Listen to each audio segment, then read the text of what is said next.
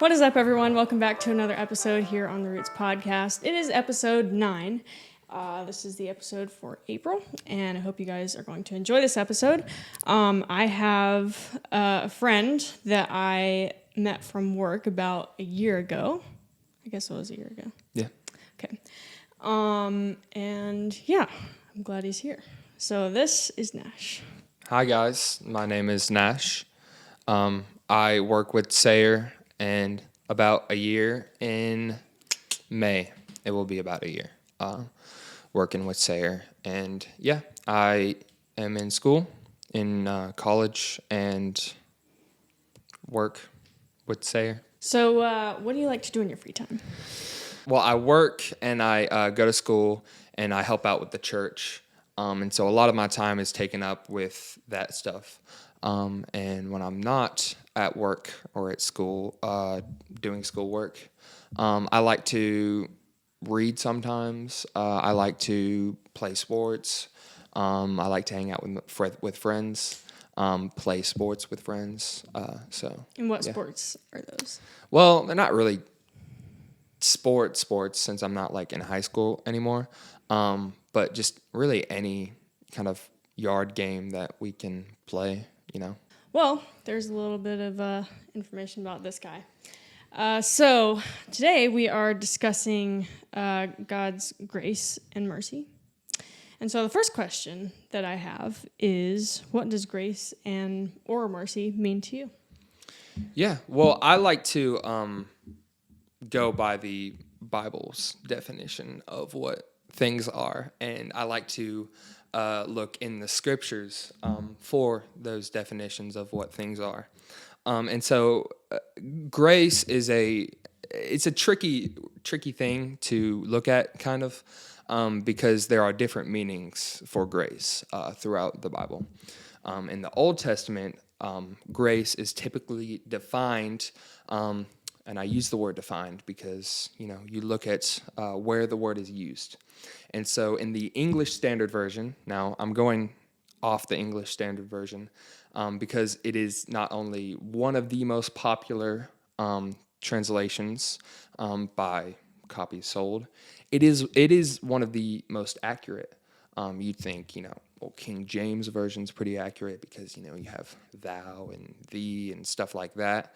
But the English Standard Version, word for word, is actually one of the most accurate translations of the Bible. One of, not the. Yeah.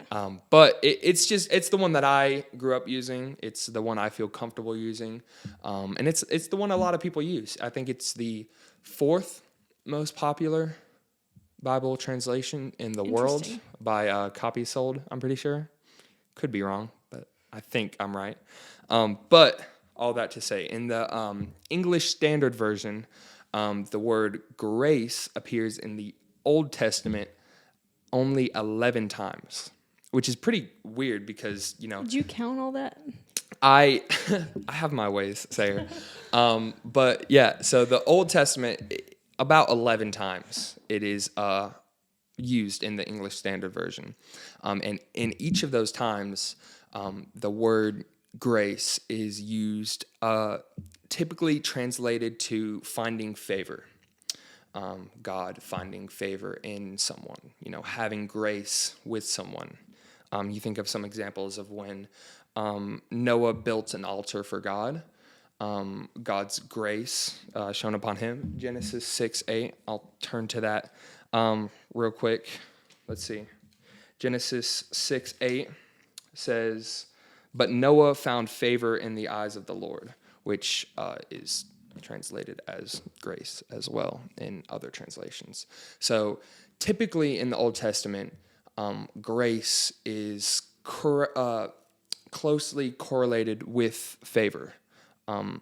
It's also closely correlated with mercy in the Old Testament. And so I wouldn't say the words are used interchangeably every single time, but there is a lot of overlap. When you look at, where the word is used, those definitions and those uses overlap a lot. Yeah. Yeah.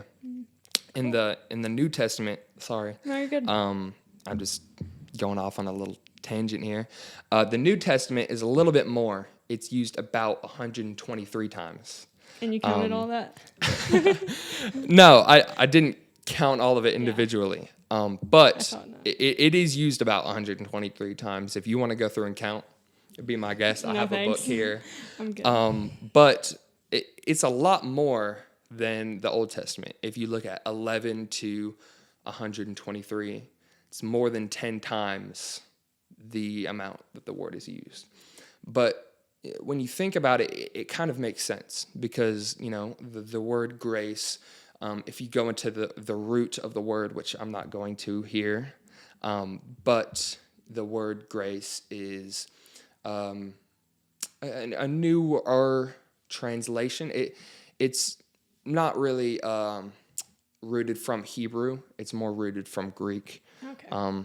That's not, I could be wrong about that, but I'm just going off of how many times that it's used in the Bible. I would say that, it's more of a Greek translated word.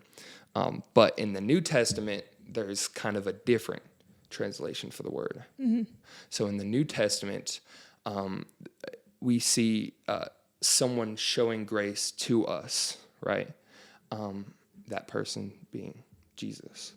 And so in the New Testament, we're introduced to a character who you can see him show grace through salvation. So salvation is kind of a good way to see grace being shown. And, in examples, in many of Paul's letters, he mentions the grace of our Lord Jesus, saying Jesus is showing grace. And so grace it's tied with what Jesus does quite a bit. Terms like full of grace, the grace of God, God of grace, the inversion of that. So yeah, it's a pretty cool term, but I would say there are different definitions based off of where you look, where you pull from, the Old Testament versus the New. But both of them have a lot of overlap. I wouldn't say they're completely different words. Yeah. Both of them show God showing grace, Jesus showing grace. And so, it's a beautiful word. It really is. Yeah. Well, so why is it important that we show or give other people grace? Yeah. Well, I feel like you already kind of answered. Right. No, it's okay. It's a very important word in the Bible. It's used a decent bit. I would say that 134 times is a word that, needs some paying attention to, right? Out of however many words are in the Bible, like 70, 80,000, something like that. So it's a word that needs some paying attention to, but the fact that it's used a lot when correlating and relating to Jesus. Jesus showing grace by grace. It's tied a lot with him. And so we see that and we realize, okay, well, this must be a very important word. And it must be something, it's something that, you can show to others as you see. Mm-hmm. And so, when you say being like Christ, well, being like Christ would be showing grace to others. Mm-hmm. And so if that's what you aspire to, then showing grace is kind of a given. It's something that, I say this a lot, you love others and how you treat others based off of how you love God. So I don't love God good. Because of how I love you. I don't love God because I love my mom, right? Right. I love my mom because I love God, because I know what the word love means, because I know of how Jesus loved us, that is how I know how to love. And so I think it's not the exact same, but Sure. it can be applied the same way. Yeah, I think it can. Because of how Jesus showed grace to us. It's pretty cool to think about. So is it, can it be difficult for you to show others that, or like give others grace, or show mercy, or whichever? Yeah. Does that make sense? Yeah. Well, Okay. no. Yeah, it does make sense, and it definitely can. When someone's being mean to you, I think of times when I've gotten angry. I know that's something that a lot of us think about. And that's something that's kind of easy to think about. When you get angry, it's hard to be loving. It's hard to Right. show grace and mercy. I know we'll talk about that word later. But it's hard to show the grace whenever you're angry. And really not just when you're angry too. When you're sad, you don't really feel like showing grace. Right. There are several times, when you're jealous, that a lot of times when you really don't feel like being gracious at all. But remembering that, what's the way to say this? That just remembering the love of Jesus, knowing how he loved you, and knowing that, to show that love to others because they are made Yes. the same as you. And so kind of remembering that other people were made in God's image, and God thought of them whenever he made them. Yeah. So it definitely is hard to show grace. Yeah. Let's see, what was I gonna say? I completely forgot. So I relate to like when I'm frustrated at somebody or something, or angry and stuff. It's hard to show grace to that other person or whatever is happening there. Yeah, it's not easy. Right. Yeah. It's not, but it's a gift that we've been given. We've been given the gift of grace. We've been shown grace. And that is a gift. It's not something that we deserve at all. And so, when you're kind of given a gift that you don't deserve, when you've been, really mean to your siblings, right? I've done that before. Yeah. I'm sure you have. Yes, I definitely have. When you've been mean to your siblings and then they just give you, I don't know, they give you money or something. Yeah. That hasn't happened to me, but I'm just saying it's something It's an example. it's something that could happen, right? So you've been mean and then you've been almost rewarded with money. And you're like, why? Yeah, it's like, it makes you think, well, I don't deserve this, right?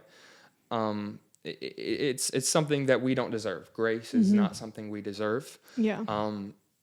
And so I think it's something that, if we've been given a gift we don't deserve, I think it's completely right to give that gift to others as best we can, right? I know we can't give grace and love the same way, Right. or really on any level that Jesus has shown us. But, it's something that comes from the heart. Yeah. I guess. Yeah. So I don't know if this is a good next question. We might have already touched on this. I don't know. So how has God shown you grace? Well, Or like what have you learned from him about grace? right.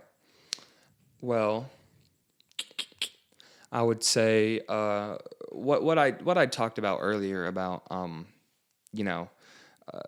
showing others grace, that is I guess a lesson that I have learned, something that I've learned to show others grace better because of how I've been shown grace.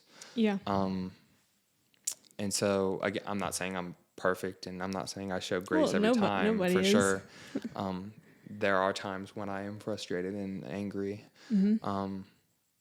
But, I would say typically I've been shown grace. And so I think that is a good reference point on how to, show others a similar Yeah, it's kind good. of grace. We're talking about mercy a little bit also.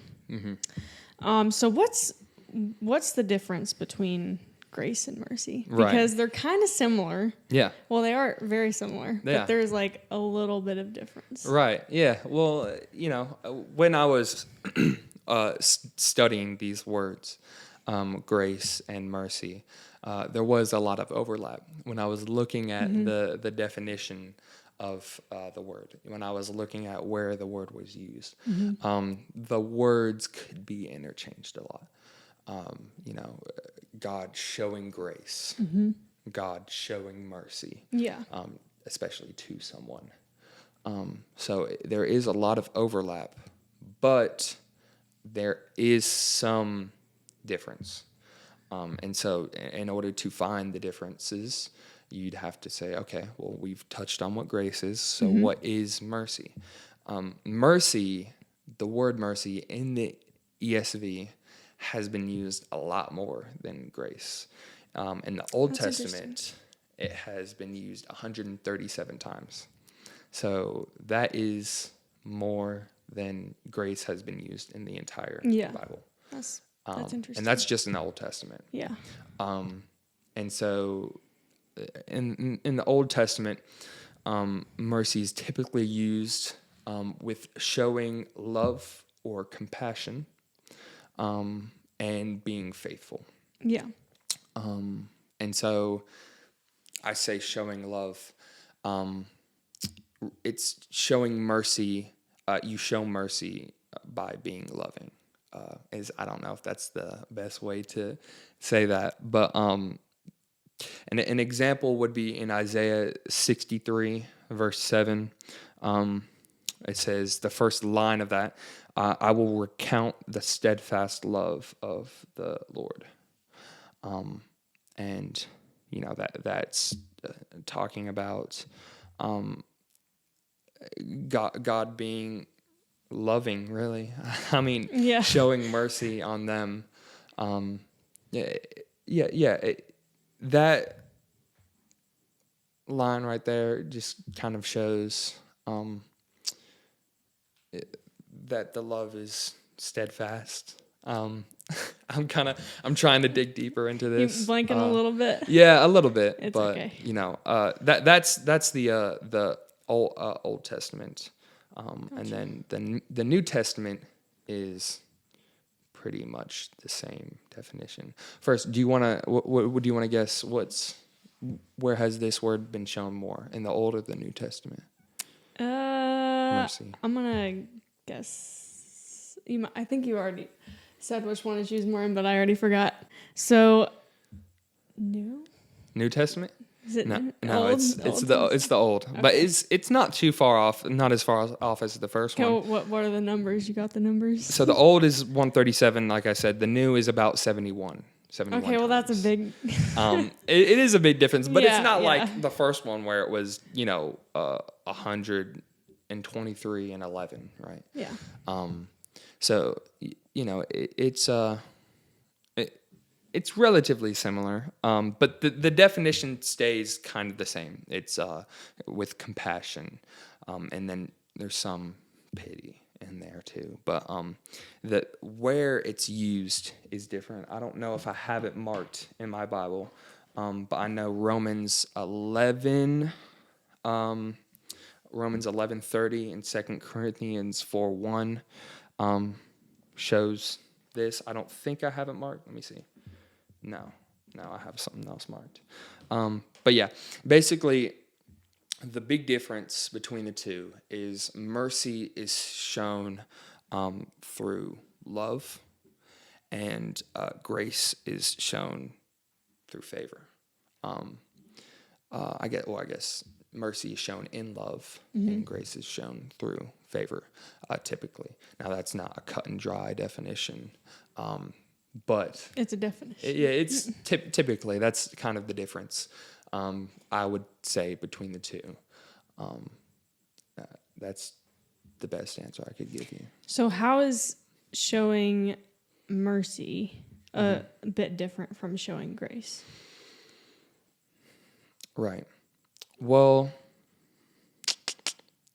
let's see. I would say, let me look in here real quick. So Is this cord in your way? no, it's fine. Okay. I would say,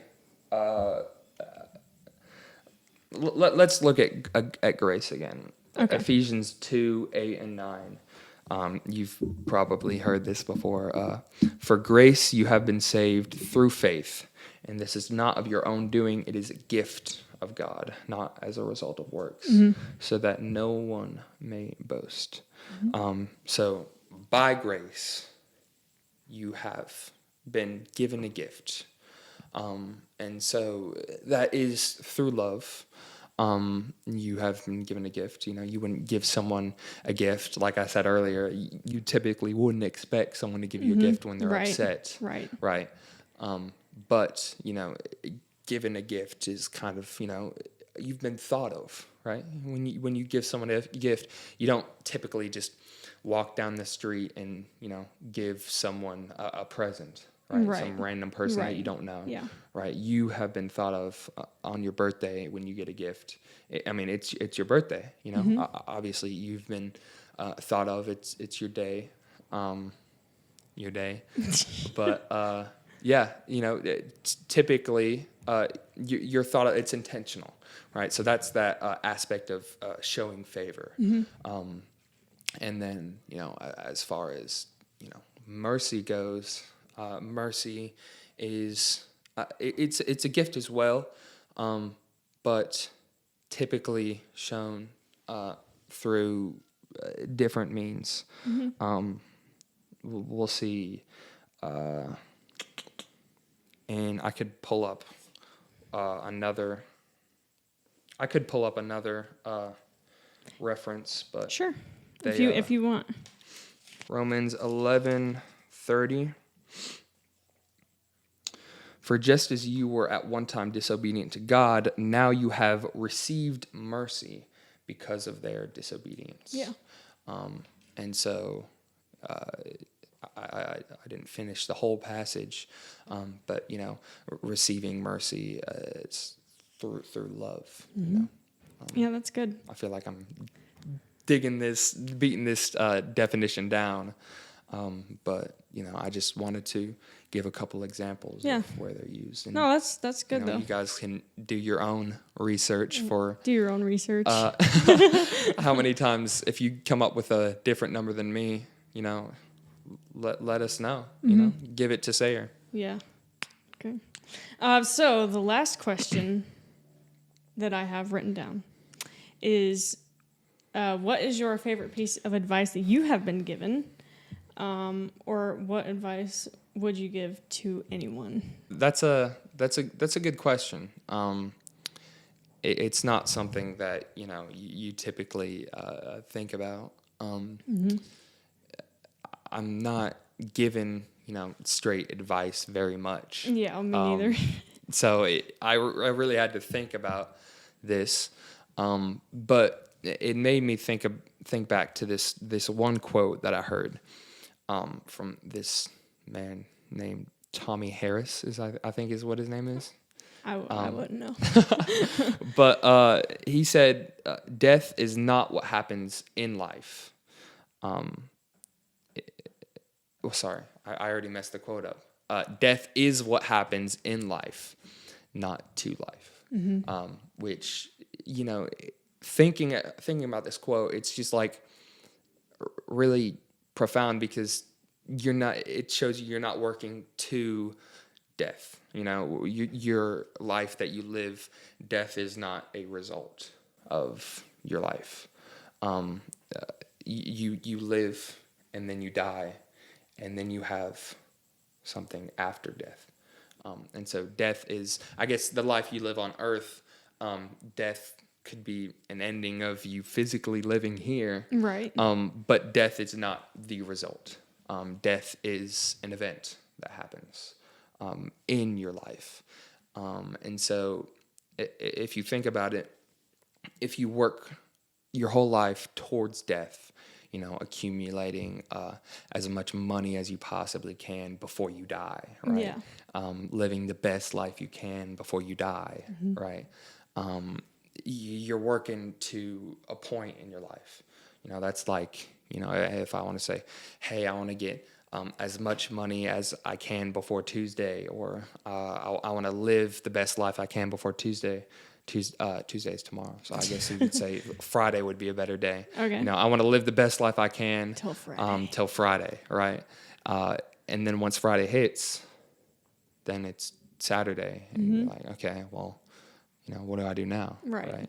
And so it's cool to think about, not working towards death. That sounds kind of morbid, but not working with death in mind as a goal, but working to your life past death, working, but just keeping that in mind really as you live. It's a good thing to keep in mind. Yeah. Alrighty. Well, that wraps up the 9th episode of the Roots podcast. Thank you, of course, for coming and joining me today. Of course, it was a good time. Yeah. So, hope you all enjoyed the episode. Make sure you follow on Spotify. And YouTube. And there's also an Instagram. And the Instagram too. So you guys can get updates on when the next podcast is and when this podcast drops, so you guys will know when to listen. Yeah. So drop on this Sunday. This Sunday, okay. I got you. Sunday. Yeah, he used to think that I used to upload like once a week, but then like a few months ago, I was like, you kept asking, when's the next podcast? I'm like, hold on a minute. You didn't know that like I only posted it once a month? It's because I feel like if we all go on strike, everyone who's listening to this right now, and we all say, hey, Sayer, we want more podcasts, then you kind of have to put out more podcasts. I would give more podcasts, but one is what I have time for. Okay. All right. Fair. That's fair. Anyway, hope you all enjoyed the episode. Go follow all the platforms, and I will see you guys next month with another episode.